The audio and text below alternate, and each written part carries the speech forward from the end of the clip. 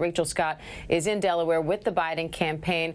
Rachel, as we can see looking at the map, this is not a sure thing for Joe Biden just yet, but he sounds very confident using, as George pointed out, his strongest language yet, saying we have no doubt when the votes are counted, we will come out on top here. Why do you think he came out with this statement just now?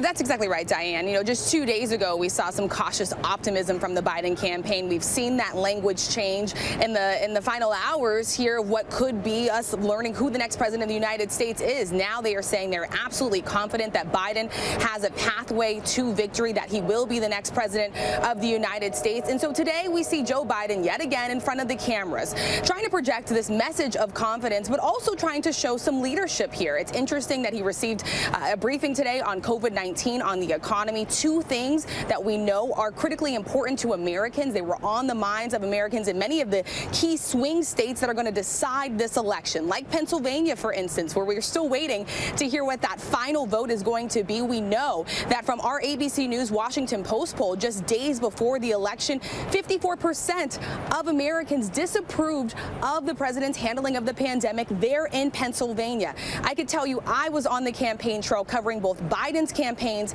and covering Biden's campaign events and covering President Trump's campaign events.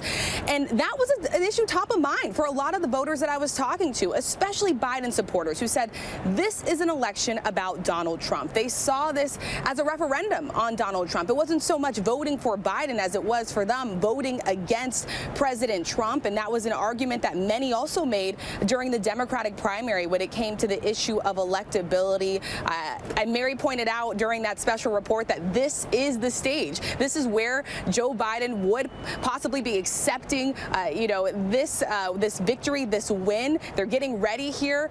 They are very confident that they are going to have a secure path to the White House, Diane. And Rachel, while votes are still being counted and this election is still ongoing, those votes have already been cast. There's no one left to win over here in this election. So it was interesting that he came out and rather than just get straight to whatever message he has about the election itself, he started with that note about COVID, the fact that he had been briefed, where we are with the count. Why do you think he did that? What message is he trying to send, being that he's not trying to win over voters at this point?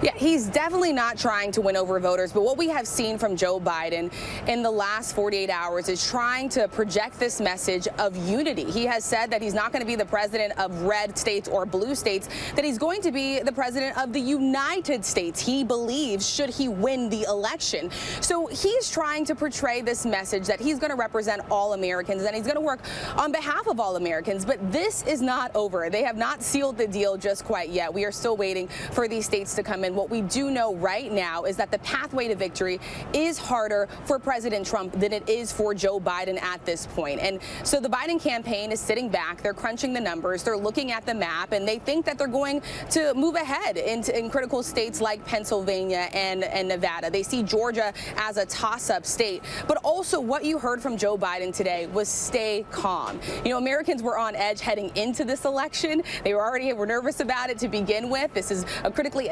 divisive nation right now. So he was trying to tell the American people, stay calm, pack a little bit of patience. Democracy takes some time, and we are all just sitting here waiting for those votes to be counted. And he's trying to serve as a sharp contrast to what we saw from President Trump as he's continuing to push these claims about the election without evidence, Diane. All right, Rachel Scott there, Biden headquarters in Wilmington, Delaware. Thanks, Rachel.